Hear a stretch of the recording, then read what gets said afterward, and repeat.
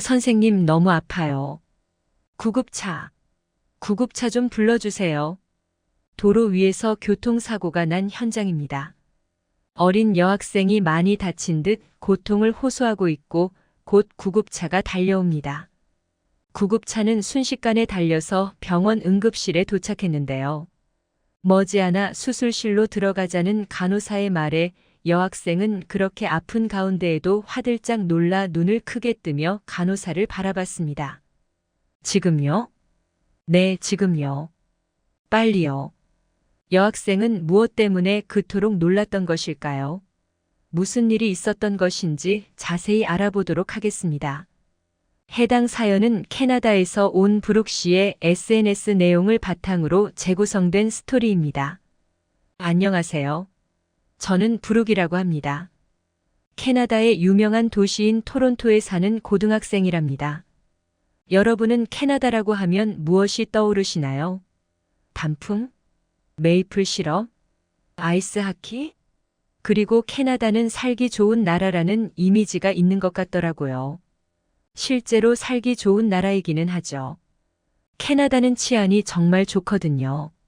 미국의 바로 위에 있는데 미국과는 전혀 다른 분위기를 자아내는 곳입니다. 땅이 넓은 데에 비해 인구가 적은 편이고 전반적인 시민의식이 높아서 사회가 안정적이에요. 미국은 지역에 따라 편차가 크잖아요. 캐나다는 서구권 중에서도 가장 개방적이고 진보적인 사회이고 소수자 인권도 가장 잘 보장되는 나라입니다. 이렇게 캐나다인들의 시민의식이 높을 수 있는 이유 중 하나는 복지가 잘 되어 있기 때문이 아닌가 싶어요. 복지가 잘 되어 있어서 미국과 달리 공교육의 질도 정말 좋거든요. 자꾸 미국과 비교를 하게 되는데 사실이 그렇답니다. 그리고 또 캐나다의 복지가 빛을 발하는 분야는 의료입니다. 캐나다의 주에서 운영하는 병원은 전액 무상으로 국가에서 지원을 해주거든요. 중증 질환에 걸려 거동이 불편할 경우에는 간병 서비스까지 국가에서 지원해줄 정도죠. 또 출산 시에도 돈 한 푼 내지 않으며 병원에서 나오는 환자용 식사까지도 완전히 무료로 말 그대로 요람에서 무덤까지 책임을 져줍니다. 여기까지만 들으면 외국인들은 세상에 무슨 이런 유토피아가 다 있냐고 하는데 여기에도 문제는 있습니다. 무료인 만큼 접수 후 대기를 많이 해야 하는 것이 치명적인 단점이죠. 그리고 모든 것을 다 지원해주지는 않아요. 안과나 치과, 물리치료 등은 부가적 의료 서비스로 간주되어 의료보험 급여 대상에 해당되지 않는데 이건 또 비용이 상당합니다. 저는 저의 조국인 캐나다를 매우 자랑스럽게 여기지만 캐나다의 의료 시스템이 가진 단점으로 제가 피해 아닌 피해를 본 적이 있습니다. 제가 아직 중학생이던 어느 날 신나게 뛰어놀다가 넘어져서 다쳤었거든요. 얼마나 신나게 놀았던지 엑스레이를 찍은 결과 골절이 되었었어요. 자세한 것은 MRI를 찍어봐야 한다고 했는데 문제는 MRI를 찍기 위해서는 신청을 하고 순서를 기다려야 한다는 것이었습니다. 그래서 응급 환자는 빨리 찍어줘야 하는 거 아니냐고 했더니 당장 나타나는 마비 증상이 없기 때문에 응급 상황이 아니어서 순서를 기다려야 한다는 말만 되풀이할 뿐이었죠. 그렇게 저는 응급실에 누워서 5일 정도 기다렸던 것 같습니다. 5일을 기다려서 MRI를 찍었지만 거기서 끝이 아니었죠. 그 후로도 10일 이상 기다린 뒤에야 수술을 받을 수 있었습니다. 그래도 저는 심각하게 다친 게 아니라 망정이지 제가 더 크게 다쳤더라면, 크게 후유증이 생겼더라면 아플 때마다 기다리는 것을 반복해야만 했겠죠. 그 생각을 하면 아찔해집니다. 캐나다 의료 시스템의 현실이 이러니 오죽하면 진료를 받기를 기다리다가 병이 저절로 낫던지 아니면 환자가 죽던지라는 농담도 있을 정도입니다. 그 뒤로는 별 문제 없이 잘 지냈고 잘 자라서 고등학생이 되었습니다. 그러던 어느 날 학교에서 단체로 해외여행을 갈 때가 되었으니 각자 가고 싶은 나라에 투표하라고 선생님께서 말씀하시더라고요. 저는 예전부터 가고 싶은 나라가 있었어요. 그곳은 바로 아랍에미리트의 두바이였습니다. 선택지에는 두바이와 미국 하와이, 헝가리 부다페스트, 그리고 한국의 서울이 있었어요. 그래서 저는 당연히 두바이로 골랐죠. 되지 않을 걸 알면서도요. 왜냐하면 하와이가 너무 압도적일 것 같았거든요. 그런데 의외의 결과가 나왔습니다. 하와이와 서울이 박빙인 거예요. 심지어 가장 많은 표를 많은 여행지는 서울이었습니다. 그 하와이를 꺾고 서울이 선정되었다고요. 한류가 세계적으로 유행하고 있어서구나 싶긴 했는데 정말 문화의 힘이란 게 대단한 것 같더라고요. 특히 저희는 유행에 민감한 10대들이다 보니 한국이 정말 매력적으로 느껴졌던 것 같아요. 저는 아니고 제 친구들 보면서 그렇게 느꼈습니다. 그렇게 저희는 한국의 서울로 수학여행을 떠나게 되었죠. 전 한국에 대해서 아는 게 많이 없었어요. 친구들에 비하면 말이죠. 한국은 캐나다에 비교할 수도 없을 만큼 땅이 작다는 건 알았는데 그래서 놀거리가 뭐 얼마나 있을까 생각하며 내심 깔본 게 사실입니다. 한국은 캐나다에 비교할 수도 없을 만큼 땅이 작다는 건 알았는데 그래서 놀거리가 뭐 얼마나 있을까 생각하며 내심 깔본 게 사실입니다. 가고 싶은 여행지에 가지 못해서 처음에는 좀 속상했지만 막상 비행기를 타니 기분이 들뜨더라고요. 친구들도 마찬가지인 듯 보였습니다. 도착한 한국에서 가장 먼저 발을 붙인 곳은 역시나 공항이었죠. 정말 멋진 장소였습니다. 저는 태어나서 인천공항처럼 큰 공간은 처음 본 것 같았어요. 신기한 것도 많았죠. 공항에서는 길게 머무르지 않고 금방 지나갔습니다. 캐나다와 다른 시차 때문에 피로를 호소하는 학생들을 얼른 숙소에 보내 쉬게 해줘야 했기 때문이죠. 저희 학생들은 큼직한 방에 여러 명씩 배정되어서 잠을 청했습니다. 낮잠을 잤더니 개운해져서 밤에는 잠도 안 왔어요. 저 같은 애들이 많았던 것 같아요. 그래서 늦게까지 놀다가 늦게 잤습니다. 하지만 다음 날에 큰 지장은 없었어요. 아침에 일어나는 게 좀 힘들었지만 잠을 깨고 난 뒤부터 다른 부분은 문제 없었습니다. 버스를 한 대 빌려서 다녔는데요. 가장 먼저 간 곳은 북촌 한옥마을이었습니다. 한옥마을이다 보니 아무래도 각 잡고 동양적인 외관이었는데 저는 이런 곳을 태어나서 처음 봤기 때문에 굉장히 새로웠어요. 이국적인 느낌에 매료되었다고나 할까요?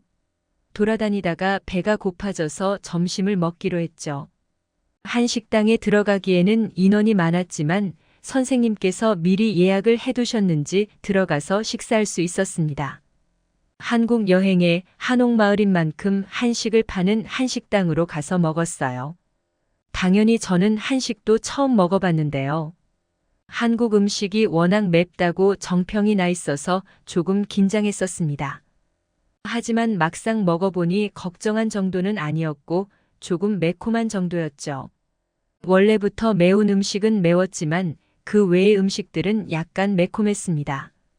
저희에게는 매콤했지만 사실 한국인들에게는 매운맛이 느껴지지도 않는 반찬들이라고 하더라고요. 역시 한국인들은 매운 걸 너무 잘 먹는 것 같아요. 식사를 마치고 저희는 한옥마을을 떠났습니다. 물론 다른 곳으로 가기 위해서였죠. 다음으로 저희는 롯데월드에 갔습니다. 실내에 있는 놀이공원이라니. 아니든 밖이든 놀이공원은 즐거울 수밖에 없는 것 같아요. 몇 시간에 걸쳐 놀이공원을 다 돌아서 아쉬워하고 있었는데 놀 곳이 또 있더라고요. 그것은 바로 아이스링크장이었습니다. 저희는 아무래도 캐나다에서 왔다 보니 다들 신나게 잘 탔어요. 첫날부터 엄청나게 걷고 돌아다녀서 만보기에 2만 보가 찍혔더라고요. 한국은 치안이 굉장히 좋아서 밤에도 돌아다닐 수 있다고 했지만 그래도 저희는 학생인지라 너무 늦은 시간까지는 안 된다고 선생님께서 못을 박아두었어요. 그래서 5시부터 자유시간이 주어졌습니다. 저녁은 친한 친구들끼리 먹고 저녁 8시 전까지 모두 숙소로 들어오는 것으로요. 저는 저의 가장 친한 친구들 2명과 함께 먹고 싶은 것을 먹으러 갔습니다. 저희는 빙수를 먹으려고 근처에서 가장 맛있으면서도 너무 비싸지 않은 카페를 탐색했어요. 밖에 나와 걸으면서 휴대폰을 보고 있었죠. 적당한 곳을 찾아내서 건너가려고 신호를 기다렸어요. 딴짓을 하느라고 다른 사람들보다 조금 늦게 길을 건너느라 저희가 아직 도로에 있을 때 파란 신호가 다 지나가 버렸죠. 그래서 얼른 뛰어서 건너가려고 했어요. 후다닥 뛰었는데 하필이면 거의 다 건넜을 때 앞을 제대로 못 본 차에 부딪혀버리고 말았습니다. 바로 제가요. 차에 치였을 때 제가 너무 놀라서 그때 무슨 일이 있었는지 하나도 기억이 나질 않아요. 기절한 것도 아니었고 눈을 뜨고 있었던 것 같은데 정신이 완전히 빠졌었습니다. 그리고 정신을 차려보니 제 몸은 응급실에 와 있더군요. 상황을 인지하고 나서부터 몸이 좀 많이 아팠습니다. 눈물이 날 정도로요. 이번에도 또 뼈가 부러졌을까 싶어서 너무 서러웠습니다. 왜 자꾸 이런 일이 생기는 건지, 이렇게 아픈데 오랫동안 기다릴 수밖에 없는 건지, 그런 생각에 서러움이 더해져서 엉엉 울고 있었는데요. 간호사가 다가왔습니다. 브룩 씨, 지금 수술실로 들어갑시다. 네.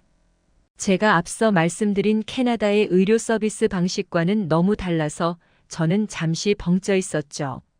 아니, 환자도 바글바글한데 어떻게 바로 들어갈 수 있는 거지? 일단은 선생님이 저의 보호자로서 동의했고 저는 수술실로 옮겨졌습니다. 그때 제가 수면 마취를 해서 또 기억이 나지 않고 수술 후 한참 시간이 지나서 다시 정신을 차릴 수 있었어요. 어떻게 이럴 수 있는 거지? 궁금해하는 저에게 선생님이 설명해 주셨죠. 한국은 캐나다처럼 의료 서비스가 무료가 아니어서 이렇게 속전속결로 수술까지 마칠 수 있었다는 것입니다. 그러면 비용이 너무 비싸지 않을까요? 저 돈 없는데. 다행히 내가 뼈가 부러지거나 크게 다치지는 않았어. 살이 좀 크게 찢어졌었지. 물론 수술이다 보니 조금은 큰 돈을 내야 하겠지만 $150 정도만 내면 돼. 네. 왜 그렇게 조금 나와요? 한국에서는 의료보험이 적용되기 때문이야. $150는 한화로 20만 원 정도 되는 금액이었습니다. 캐나다는 의료 서비스가 무료라지만 안과 치과 등은 부가 의료 서비스로 분류되어서 치과에서 발치를 할 때도 상당한 금액이 들거든요. 그 금액보다도 제가 받은 수술비가 저렴했습니다. 한국의 편리한 의료 시스템 덕분에 저는 과거에 다쳤을 때처럼 오래 기다릴 필요 없이 곧장 치료받을 수 있었어요. 아무리 다른 나라라지만 너무 다른 사회 시스템이 신기하더라고요. 한국 의료 시스템 덕분에 얼른 나을 수 있었지만 친구들이 한국을 여행하는 동안 저는 병원에서 지낼 수밖에 없었습니다. 그 점이 상당히 아쉽지만 어쩔 수 없죠. 그래서 저는 다음에 꼭 따로 한국에 와서 한국을 제대로 즐겨야겠다고 다짐했습니다. 지금까지 브룩 씨가 보내주신 사연에 대해 소개해드렸는데요. 어떻게 보셨나요? 클릭뉴스에서는 여러분의 사연을 기다리고 있으니 소개해주고 싶은 사연이 있으시면 언제든 제보 바랍니다.